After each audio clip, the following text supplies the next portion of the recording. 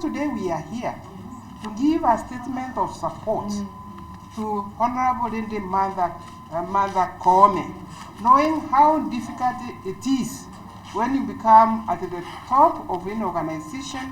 The many people are likely to throw stones. The many people are likely to criticize. The many people who will say, oh, she's there because she's a woman. I don't think she's there because she's a woman. She's there because she has the competencies that she requires. We celebrate her. We will work with her. As women leaders, we want to just give each other the comfort that we are there for each other. And we are not in these positions because we are women.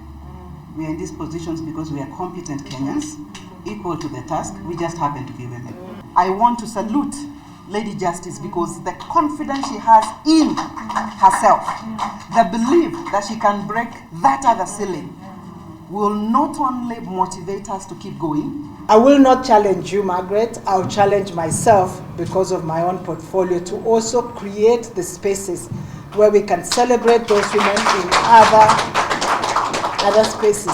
She focused on children, on gender, right?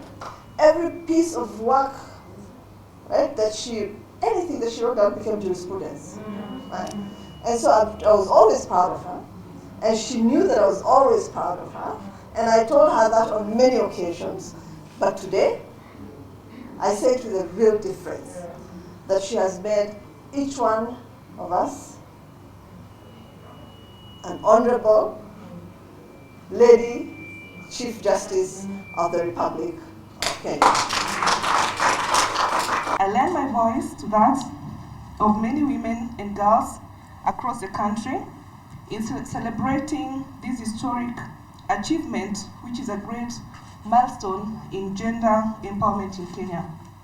I would like to commend the Judicial Service Commission for judiciously interrogating all the candidates and finally selecting a nominee who's not only a woman of many fields, but one who has immensely contributed to the advancement of justice in this country. I want to salute all women in top leadership positions in different organizations and also encourage young women to pick up the mantle.